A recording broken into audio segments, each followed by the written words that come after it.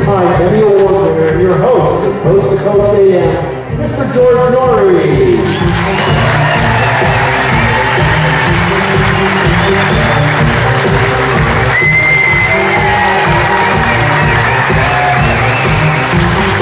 Hello again. Great to be here. Where are y'all from? Y'all from Texas? The whole state of Alex Jones. Alex is one of a kind. Do you all listen to Alex's program?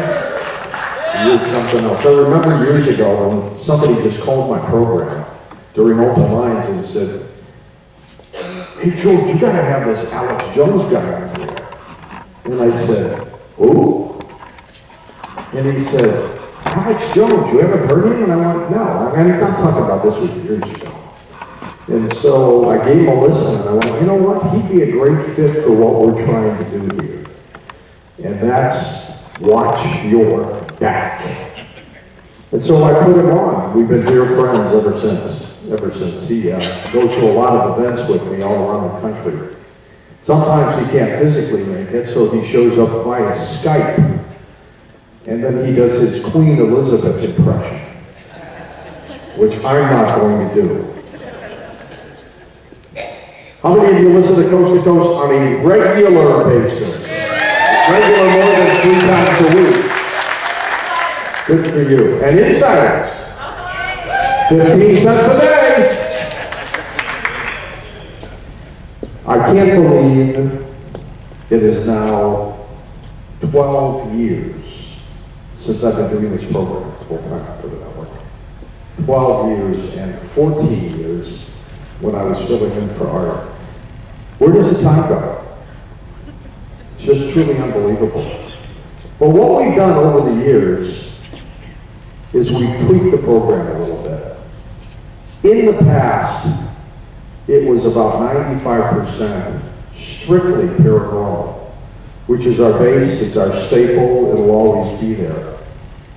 But I started seeing some things happening in this country after the tragic events of 9/11. And I sat down with our producers like Tom and said, "Tom, there are too many things happening on this planet right now. I love Bigfoot shows. I love UFO programs.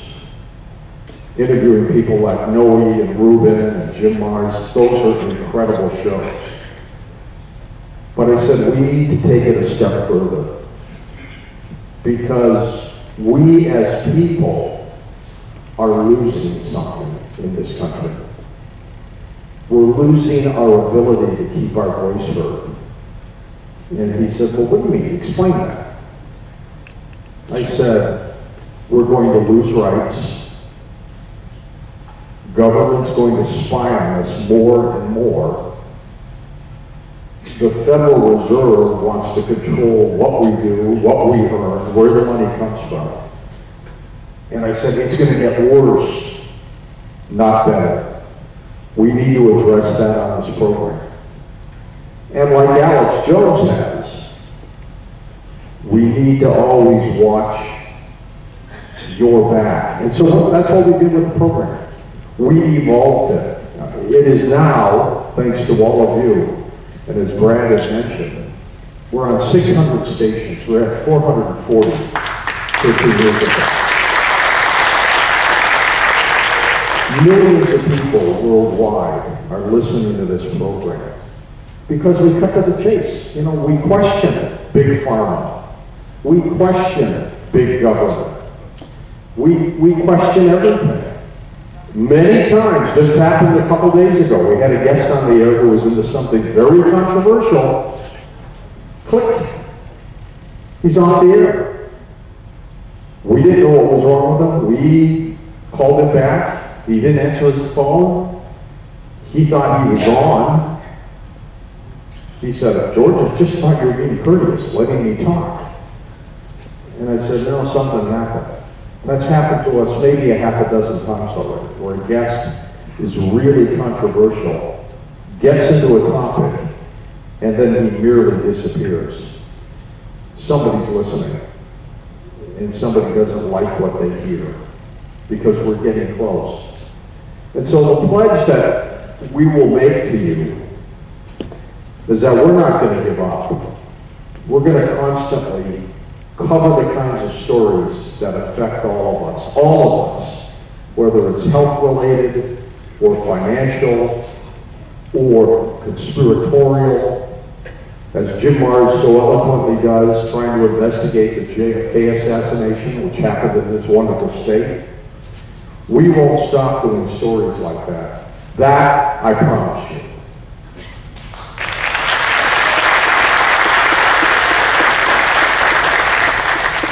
If this is somebody's idea of a Mexican sombrero, I'm not worried.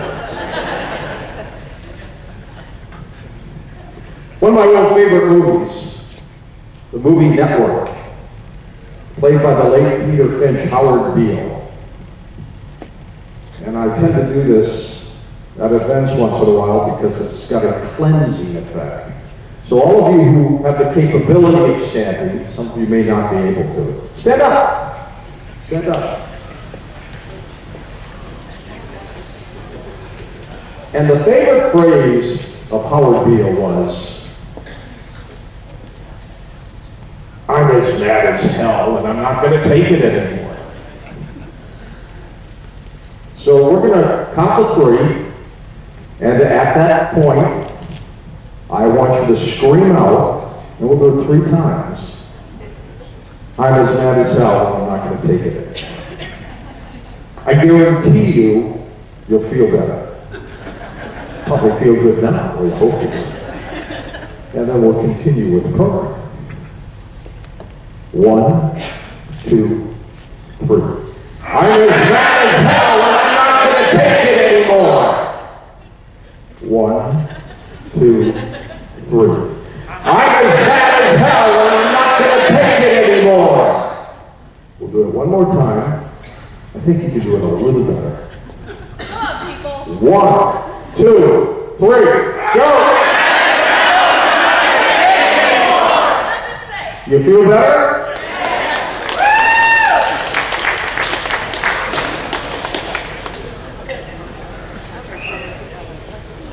I can say sit, yeah. That's okay. Compliments of producer Tom Danheiser. Underneath one of your chairs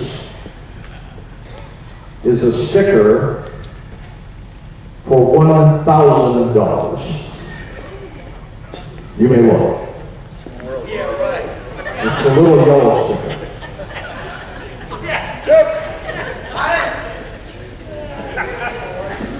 I bet I could have them walk off a cliff. I'm kidding.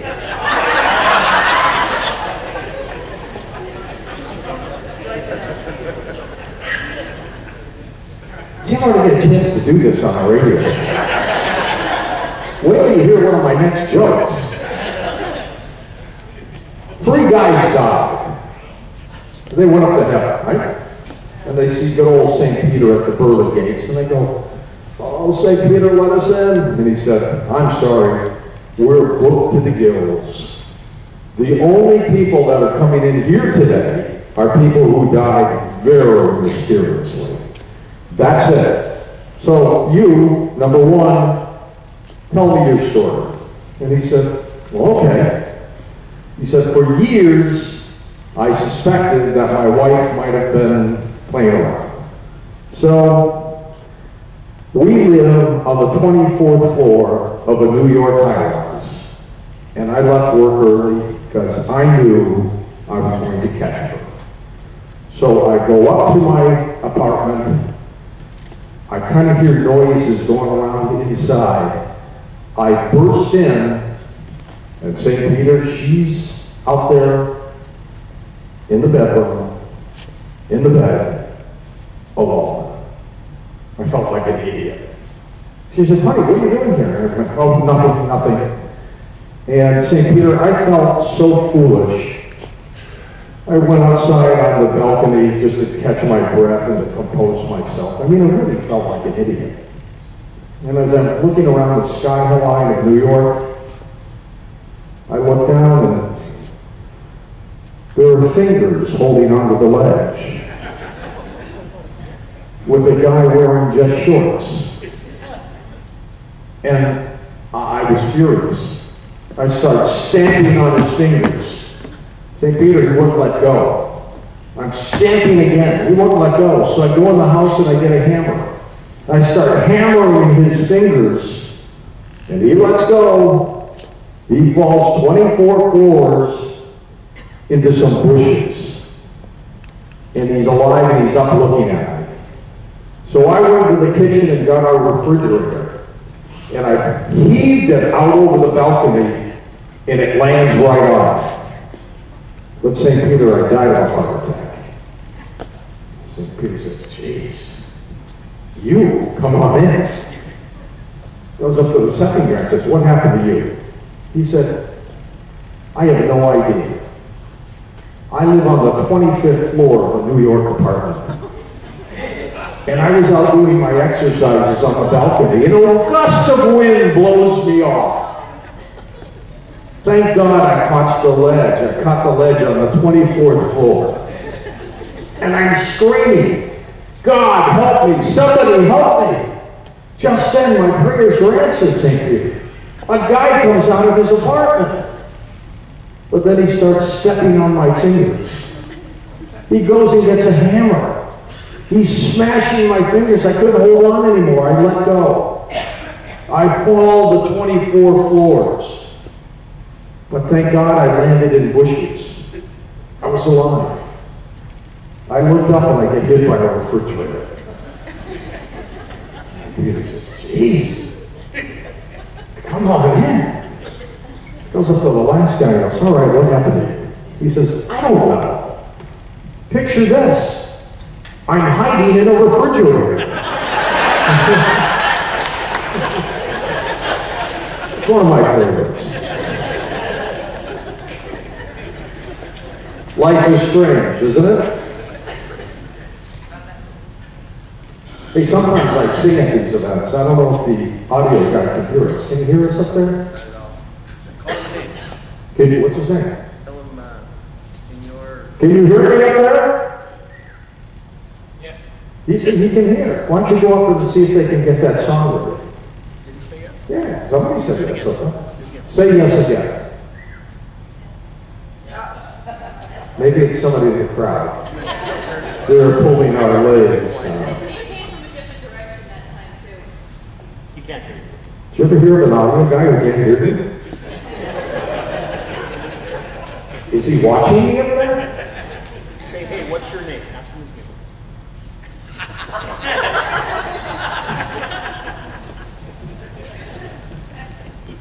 Is he doing anything up there?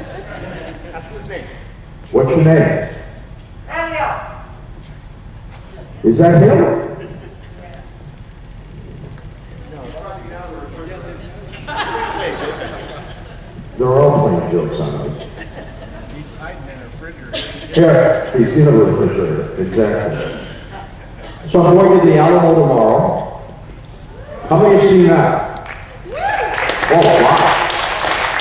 My guess, it's much smaller than I think, isn't it? I mean, to think of how much history has been done out there, and I'll take a look at it, and it'll be a small little place of history. But I'm looking forward to that. Tom and I are going up there. I remember when I flew over Pearl Harbor in Oahu in Hawaii, and you're looking down, thinking this is where World War II for us started. And it was so small. It's really just inspiring just to be able to see that. But why don't you go up there and see if you can get him to get that going? The name of the song. Can't Help Falling in Love? The karaoke version, of course. I don't want to sing it with Elvis's voice. So in this meet and greet, I try to keep it very informal. After we're all done, I'll come down there and pose for pictures and all that stuff. And you know what? They're free. I don't charge for those. I was at an event, and a little boy went up to at the time, well-known baseball player. I won't mention his name. And asked him if he would sign his baseball card. And the guy said, no, you don't have enough money. Little 5-year-old kid. And so I have told all our folks, never, ever do you charge people for pictures or anything. You know, it's enough that you pay for the event to come in here. And that's another crew. As you all know, we also broadcast live on holidays all the time because there are lots of lonely people out there, and we constantly want to make sure they're happy. And of course, this has been an incredible year for us as a family. We lost my sister last year, because she had stage 4 brain cancer. And many of your prayers kept her going 2 or 3 years longer than we thought she would.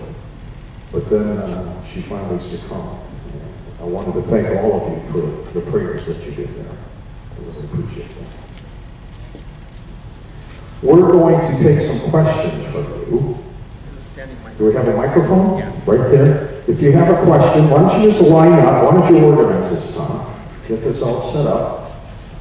Here's your first customer right there. And just fire away, and we'll do that.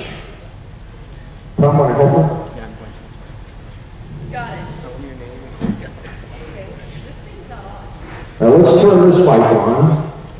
Look at yourself.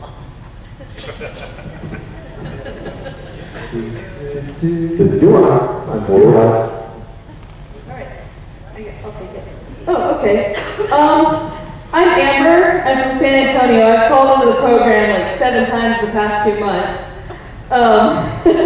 You're the one who's taking over the show.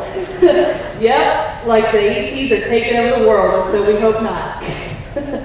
Anyway, my question is, how common are encounters with these men in black that are the scourge of the UFO field? No, that's an interesting question. I think they're pretty common. I don't know who they are, these men in black, whether they're government agents or they're extraterrestrial themselves, but I do know that a lot of people who have very serious UFO reports are visited by someone or some people, and they want them to keep their mouths shut. And that's pretty scary. What have you heard about the Totsis, a mutilation case in Pennsylvania, happened in 2002? Linda Moulton Howe, our investigative reporter who covers those stories for us, is totally baffled by these mutilation cases. Not only there, but all around the country.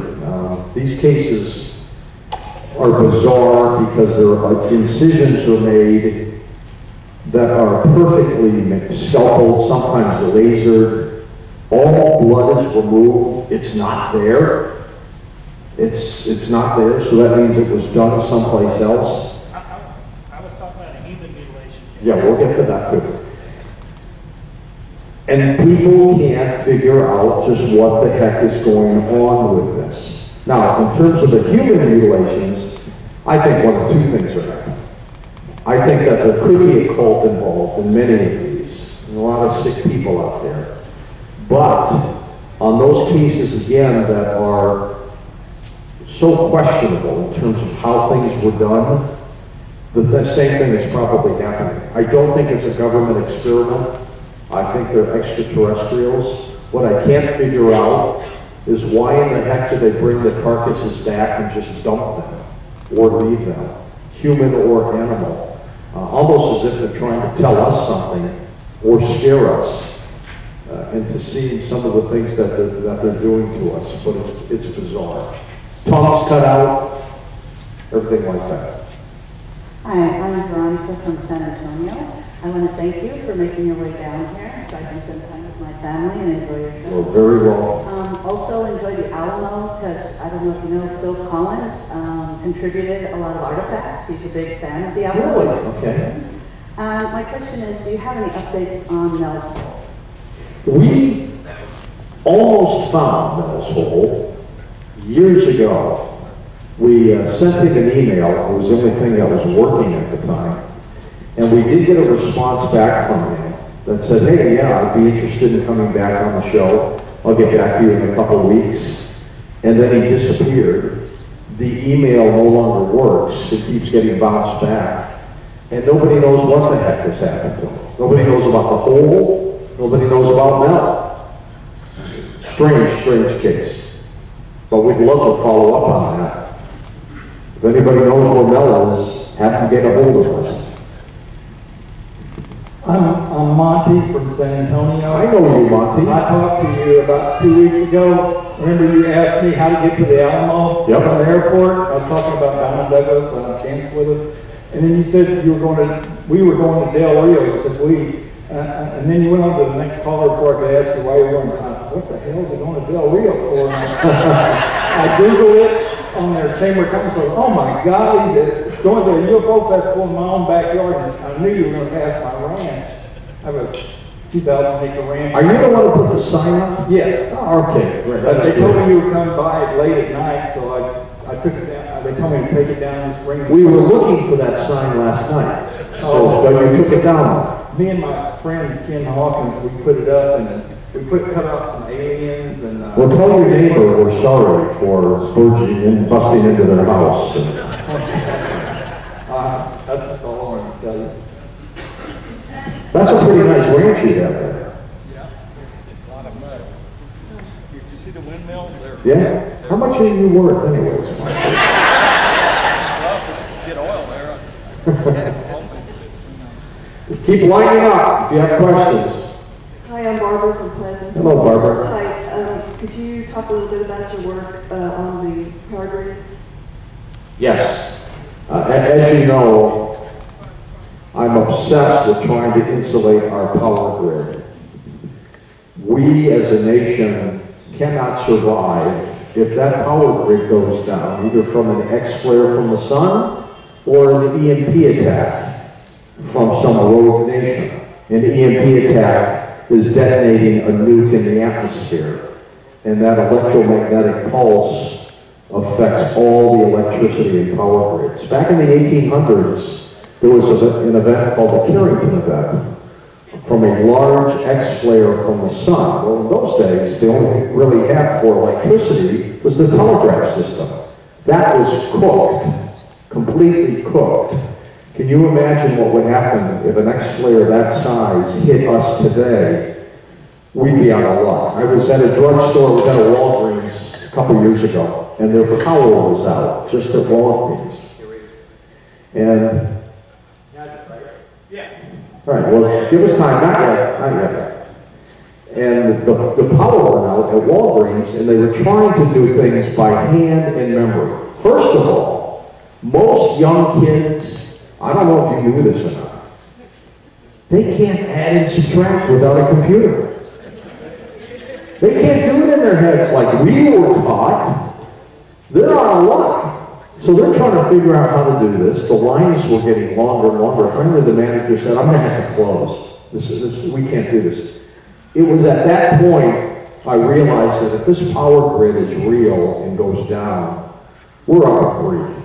So we found a couple of special guests, F. William Maloof and William Forstchen, who have wrote a couple books, A Nation Forsaken and 1 Second After.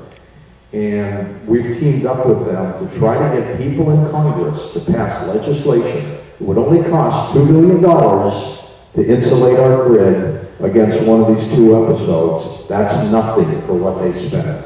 Nothing. And we're going to keep pounding away, and we're going to get this done. Because, folks, I'm telling you, one day, something of the 2 episodes I just mentioned will happen. And if this grid is not insulated, we are through as a nation. You see what happens when weather knocks out power for 3 days. People can't handle it. They rush to stores, some stores get looted. I was in Ferguson, Missouri, we'll talk about that in a moment, just a few months ago. So we've got to, as a nation, insulate our power grid. We've got to get that done. And we're not going to stop until we do.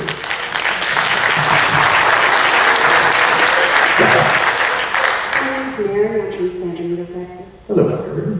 And I wanted to thank you for, in behalf of everybody, I believe, for your kindness to very kind people that you have on your show and that call in. And for all the insomniacs of the world, such as myself, we really appreciate that. Thank you. Thank you. Well, you know, you don't need one of these shock jocks at night screaming at you or screaming at guests. You know, I want our guests to talk. I want them to feel comfortable. Look, I may not believe, and when people ask me, do you believe all that stuff? I say, my answer to that is, doesn't matter what I believe. It matters what you believe. And that's what I try to do with our guests. I mean, I could all night long argue with our guests about everything they're talking about. Everything. And it doesn't get us anywhere other than you're going to hear me shouting. And sometimes when I ask a question, I'll get an email from somebody who says, let them speak. And I got to email them back and say, it's a talk show, not a speech. But, you know, I try to let people talk and express their views without interjecting and putting them down. I think you do more good than you know. Well, I hope so. Thanks. Thanks. My question is about your new book, about the disappeared Malaysian. Someone's Hiding Something, which is a book we wrote with actor and researcher Richard Belzer and David Wayne. It comes out in a couple weeks. It's about the missing Malaysian plane 370, which is bizarre. It's bizarre. They had the book 3/4 written, and they had heard my show where we talked about a couple other possibilities of what might have happened to that plane, so they wanted that included.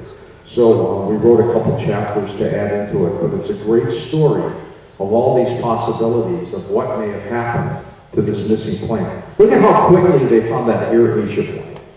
The black boxes, 58 people, sadly, there's still a lot down in the water, but they found it. Debris everywhere. This one, gone. Really weird. Yes, sir.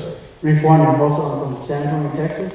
I listened to your show through the Coast to Coast Insider Club. Thank you. So I'm never up late enough to call in live, but I had this experience and I've never got an explanation for it. I wanted to maybe hear your coach, and maybe I missed the episode. But when I was about 15 or something, I was at a scout camp, and we had a bunch of scout leaders that day. They were doing like a adult leader training or something, and we were out there, and it was in San Antonio, and there was these like lights, like lightning, like 360 all around you, and I thought I was having a stroke or something. You know, I thought it was some kind of problem with me, but everybody was experiencing it. It was like lightning, but like at ground level all around you. Split second, just real quick, like lightning. And you know, some of the scoutmasters were like, oh, it's the satellite's taking pictures. And I'm like, I don't think they put flashes on those things, you know? I haven't had an experience like that ever again, and I've never heard anybody repeat an experience like that. I don't know if you have. We had a guy on, it was about 3 months ago, Tom, who talked about ball lightning. And it's an incredible phenomenon on this planet. Balls of electrical lightning that can pass through houses and windows, by the way, can literally kill you if they hit you. And it's out there. A lot of people have mistaken them for UFO sightings, but it's a real Earth phenomenon of electromagnetic charges that look like a ball, and then they just shoot out. And they go everywhere, and that's probably what you're experiencing. Yes, sir. Hello, George. It's an honor for you to be here. My name is Daniel, and I'm from Fort Worth. Hello, Daniel. So I have a premise that I'd like to see if you might be able to share some insight for. Okay. The classical model of physics has some issues that it came across, which became known as the ultraviolet catastrophe, which eventually led to the emergence of a new model of physics, which we can understand more specifically as quantum mechanics. When it comes to the nature of subjects such as ufology, cryptozoology, and other metaphysical and paranormal related issues, what sort of ultraviolet catastrophe might take place in these areas that may represent a more accurate, appropriate model for a unified understanding or unified theory or field of what we're dealing with overall? Is there anybody a physicist in the audience? Daniel, I wish I could answer that one. That's way over my pay grade. But that's something we'll try to add. You gotta call in when Michio Kaku's on one day. He'd be able to give you the answer I think you're looking for. Which, reminds me of a quick story with old Albert Einstein. Albert used to give speeches quite a bit, always dressed up in his tuxedo. He's sitting in the back seat of his limo one day, going to another speech. And he told his driver, you know what, I'm exhausted. I cannot do this one more time. I can't do it. He said, I want you to do it. You look like me. Got the big white hair and everything. Let's just exchange outfits. And he said, no, Mr. Einstein, I can't. He says, just go up there and talk a little bit and answer a few questions. It'll be 10, 15 minutes tops. I'll stand in the back. So they exchange clothes, they go to the event, and the driver is on stage pretending to be Albert Einstein. And he gives this little speech, and then they're doing a little Q&A, and during the Q&A, a guy stands up and says, Mr. Einstein, tell me exactly your theory behind E equals MC squared. The driver looks around and goes, I can't answer that, but my driver in the back can. Go ahead. My name is Vanessa. I'm visiting from Wisconsin. And I do a little podcast with a couple of friends that talks about aliens and fact or fiction. And something that we've noticed is a lot of other countries like Chile, Canada, Britain, they're all more open with discussing sightings and everything about UFOs and aliens and that sort of thing. And we noticed that the United States is very secretive. They don't want to really expose anything, and anything that they put out there is covered in black Sharpie for all the 5 words on a page. And so we were wondering, or I was wondering, what are your thoughts on why the United States is so much more secretive about discussing the topics of UFOs and the possibility of extraterrestrials? They're afraid of a couple things. One is, of course, losing control of people. I think if a lot of people truly believe that we have brothers and sisters on other planets, government believes they're not going to listen to us anymore. Free energy and things like that to help us, medicines and ways to prevent illnesses. And I just think governments just don't want all that known to us. I have talked to Steve Bassett, of course, who has made this his mission to get government disclosure. I said, Stephen, it's never going to happen. Government disclosure is not going to happen. It's going to come from whistleblowers, people from within who tell us something. And, he just keeps plowing ahead, God love him, trying to get the government to disclose, but I don't think it's going to happen that way. Where's the cute little baby out here, by the way? Let's bring the cute little baby up on stage for a little bit. Where's the baby? I know it. I know you're out there, baby. You want to bring the baby up? Let's interview the baby for a minute. Come on, bring the baby up. Where's the baby? Oh, the baby's way up there. I guess you can. How old? 9 months. Boy or girl? What's his name? Duke? Hey, Duke! Hi, Duke! Hey, Duke, can you be quiet when I'm talking? Thanks, Duke. Let's go. It is part of the right. We'll take it. Home with the apple. I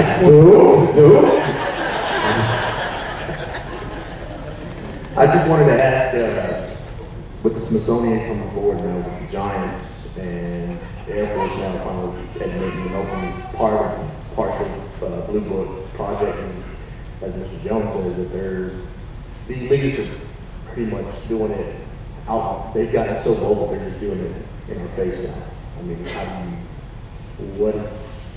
how do you feel that they're coming to us as far as showing us what they're doing? Well, they've got this attitude of, we can do anything we want now. And what he's talking about is the discovery of skeletal bones of giants that many people, Steve Quayle included, have talked about on our program and on their own, that this country once had 8 to 10 foot giants roaming the planet, as the Bible had depicted a long time ago. And, institutes don't want you to know that because, I don't know, I think for some reason they don't want you to believe what's in the Bible and what's out there. But we're getting the word out one way at a time. How many of you were at the panel earlier?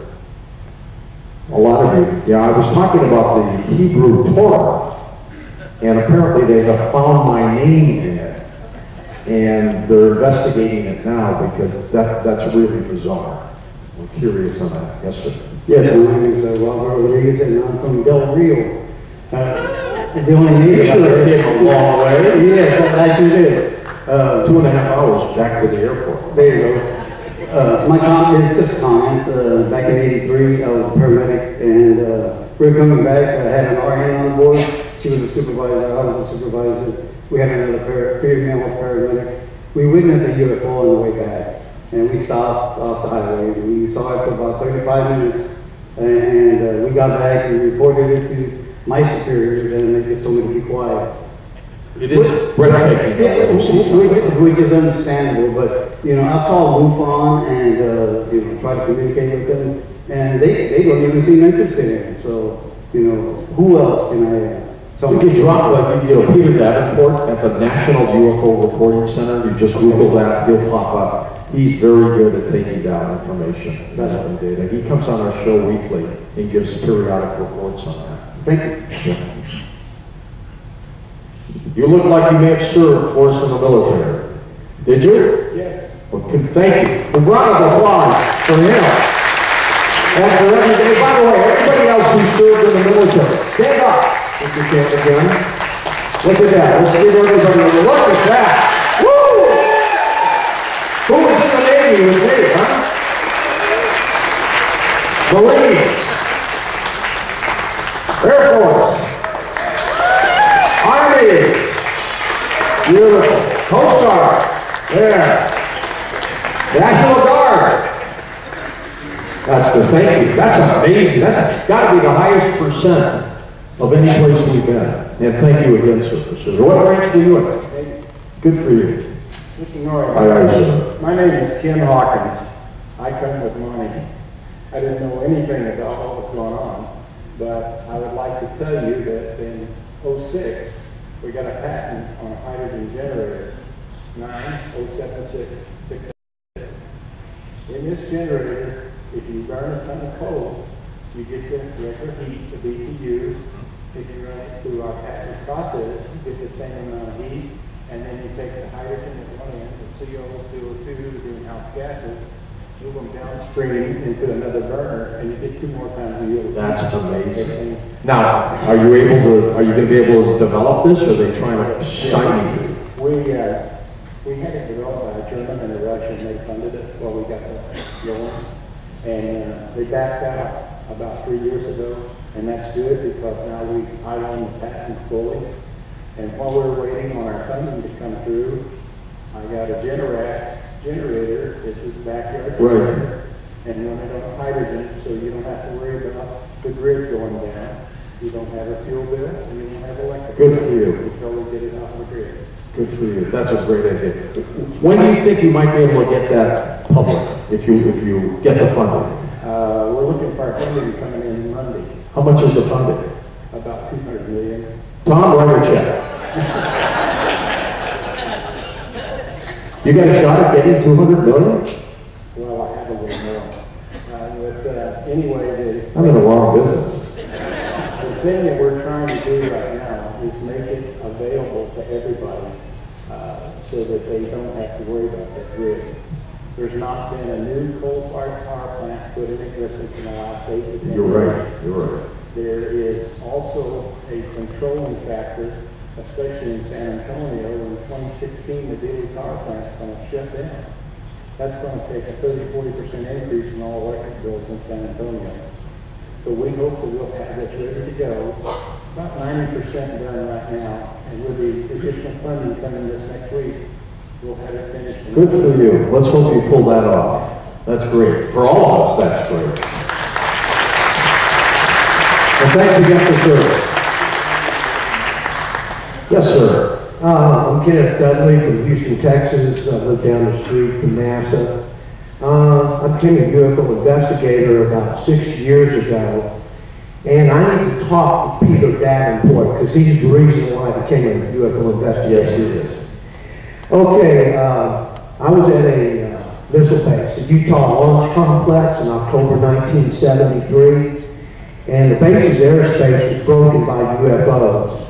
A similar situation to what the officers told Robert Hastings, Robert Salas at the UFO News press conference in Washington, D.C. I think it was 2010. So I hooked up with Robert. I started my own investigation thanks to Peter Davenport, who I'd like to debate on your show sometime. And right here, I'm going to give this to you, but this is the affidavit from Jerome C. Nelson, one of the officers that testified before the CNN at the press conference. He was at Roswell, New Mexico in 63 and 64, and states the base was invaded 6 to 10 times by UFOs. That's the same winter that John F. Kennedy was assassinated.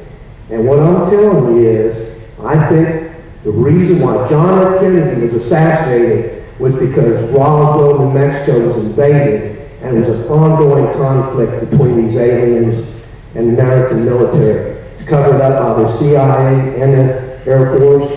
I've hooked up with counterintelligence to NASA, and pretty much gave them the report. They reviewed it, and they passed it on to the heads of NASA. So this is the proof right here that Roswell was invaded. There were some that believe that Kennedy may have been killed, right? Give it to Tommy if you would. That some may have been killed exactly because of that. Good work. Is that individual still alive, the guy you just mentioned? Yes, Okay. but you better get to him fast. Contact numbers are there and stuff? Yes, Robert Hastings and Robert Saul. Hastings I can get to. Yeah. Okay. Jerome C. Nelson. Okay. Hi, George. Hi. Jennifer from Fort Worth, Texas. Two things, comment and a question. I have to tell you that I am so grateful for you. You are the voice that we don't get to hear anywhere else, okay? And yes. And I must say, the quality of the guests you have on the show, the quality of the guests that you bring to the show are just superlative. Linda Moulton Howe is amazing. L.A. Mazzulli, Stephen Greer, Stephen Bassett. Thank you for bringing on Dr. Sherry Tenpenny, who was blasted out of Australia for having some objective scientific views on vaccine that are against what the big pharma wants us all to believe. So thank you for bringing those guests out, because we do not hear them on the mainstream media.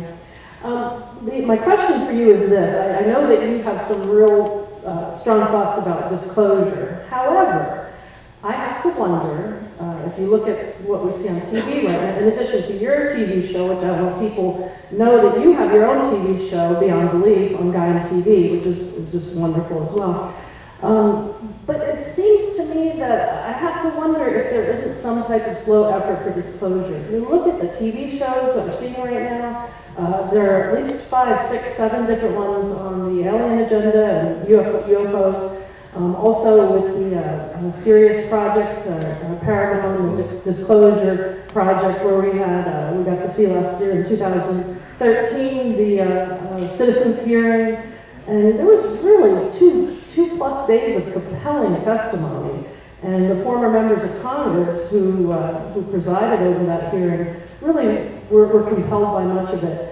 And now with the release of the, albeit blacked out, documents from Project Blue Book, do you think that we are in a mode of some kind of slow release of information to move us toward disclosure? One would think that with what's happening right now, that they're slowly trying to prepare us for disclosure. I think there's another issue at stake, maybe a little more nefarious. I think they're releasing this information because I don't happen to believe that all ET races are good ones. I think this universe is made up of great beings and not so great beings. Good, bad, angels, devils. And I think one of the reasons they may be trying to get us prepared is that maybe they know something we don't yet that we should. And that a race of beings could come down here. See, I happen to think that all these abduction cases, I don't think good aliens do that. I think this is being done by a different race of ETs that have their own agenda. And as David Jacobs has always said, it ain't a good one. So that could be one of the things they're doing. But I still don't think we're going to have direct government disclosure. Maybe this is the little way of telling us without telling us. Yes, sir. Good afternoon. I'm Tim. I personally owe you a great thanks, Mr. Noory. Your kindness and your understanding, I have been personal witness to how much that affects personal lives. And I have to thank you personally for that. And I don't think that you will ever appreciate personally how much good you really do. So I want you to know you do it.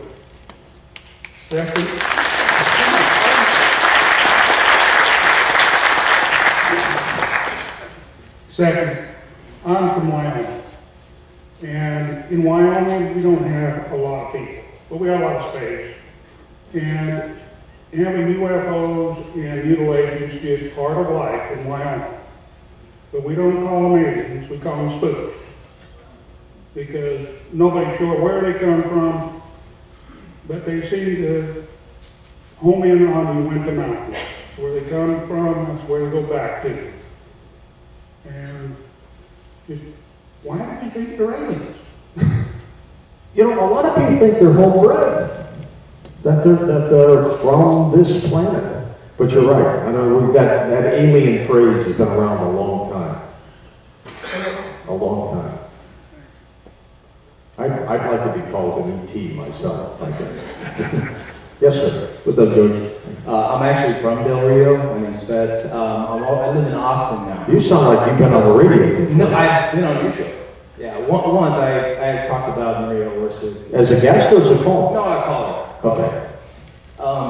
I think one of the scariest and yet probably makes the most sense to me situations is the Dulce, New Mexico underground base situation where Phil Schneider, he was really brave, and he was later suicided for that. And Carrie Cassidy, Project Camelot, is currently doing some research with Captain Mark Richards, and that research is really provocative and again really frightening. There's a lot of testing on humans, genetic engineering, and this. I kind of wanted to know what your personal take on the Dulce, New Mexico situation was in the 70s, and whether or not you really believe, or what you think might actually have occurred, and whether or not the U.S. government invaded this, alleged underground alien base. Well, and the question is too, is it a government structure down there, or is it an ET-related structure down there? We really don't know. It is an unbelievable area that has gotten so many incredible UFO reports of people seeing these objects coming and going inside of the mountain and then they're gone. There's definitely something down there. People all around this planet continue to hear strange hums and sounds. To me, that sounds like construction and dynamiting down below as they continue to build these structures and facilities.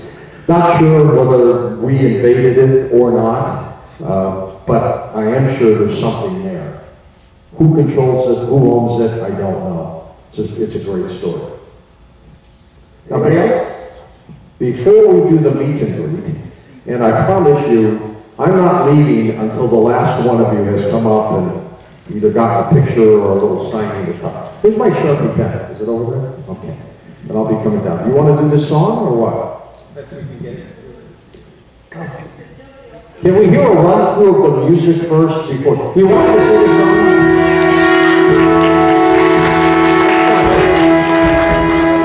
Wrong song. It's YouTube, so maybe it's That's your too good to be true. What happened? Where did that come from? I'm sorry. Did you tell him, what song did you tell him it was? I can't. You're just too good to be true. That, yeah. I don't know the words to that. Can't take my eyes off of you. Well, who sang that song? Frankie Valli, that's right.